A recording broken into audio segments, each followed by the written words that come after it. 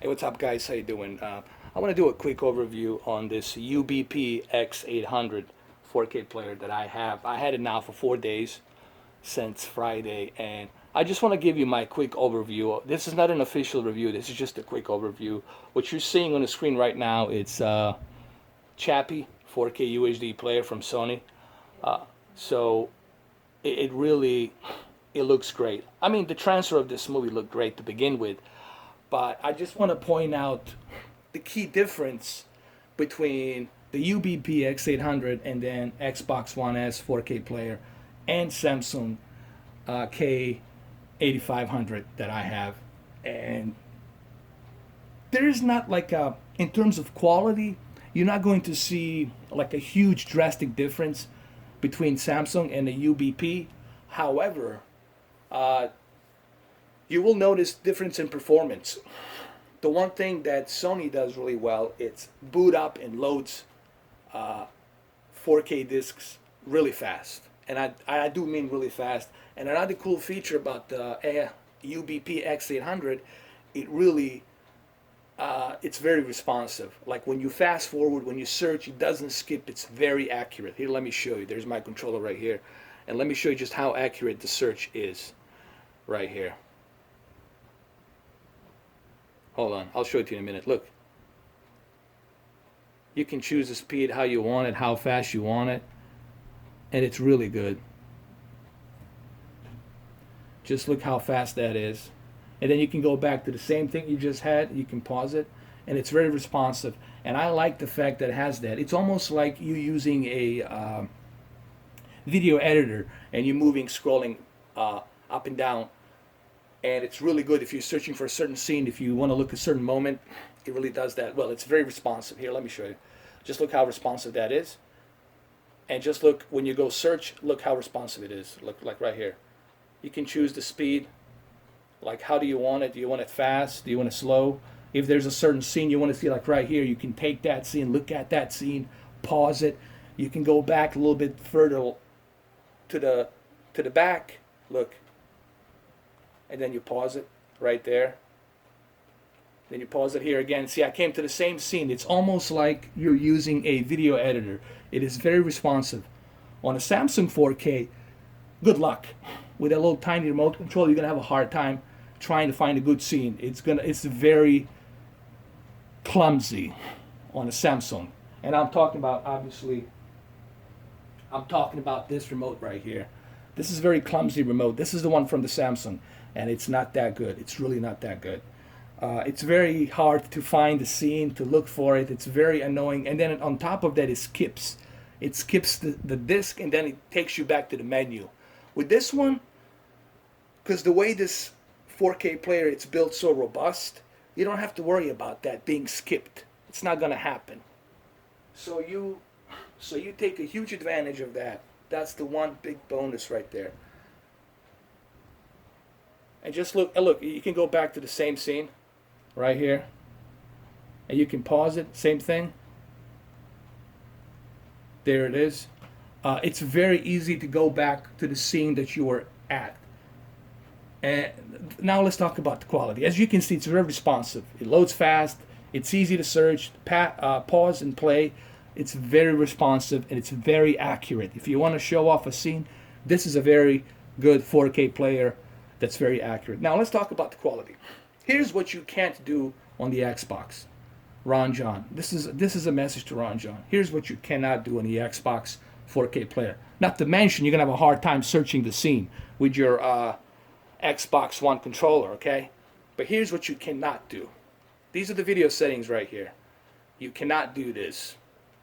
Look at the picture quality options you have. You have automatic one. If you want automatic, you can choose automatic, and then the 4K player chip inside will automatically detect the content and the picture quality. Or you can go back and you go to the direct. Direct, it's like the best possible option. Direct is the one that directly recognizes the content, the bit rate, and based on that, it adjusts the picture quality, contrast, and everything. So I would usually leave it on direct. But hey, if you don't want to leave it on direct, you can do it. You can go back to the custom. You have two custom options you can save.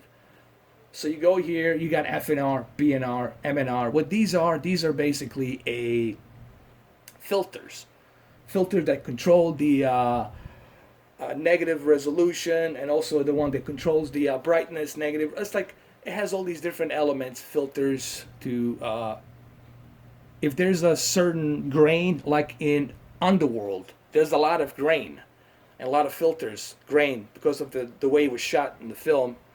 This will help reduce that. This will help make that picture quality smoother. So it has all these different options, and there's a contrast. You can adjust the contrast if you like. You can adjust the brightness, color. I left the color at 2. So these are the options that you have on this player that you don't have on the Xbox One S.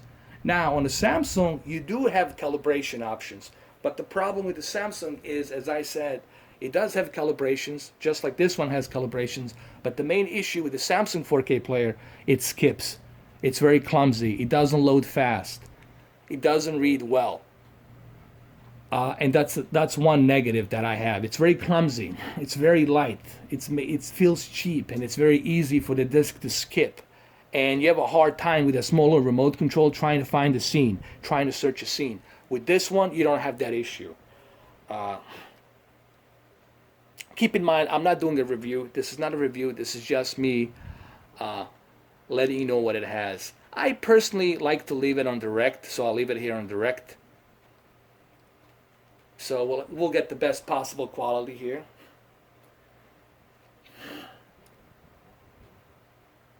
And also has a display where you can look and see what are you playing, how many megabits, how many kilobytes. You can look at and see when the movie's playing. You can see like how many kilohertz is this soundtrack on. Here, let me show you too. You can see how it goes up and down, how many megabits. So it lets you know exactly what the soundtrack is doing.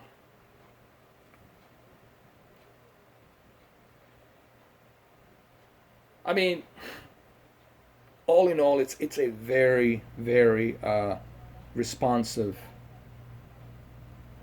4K player.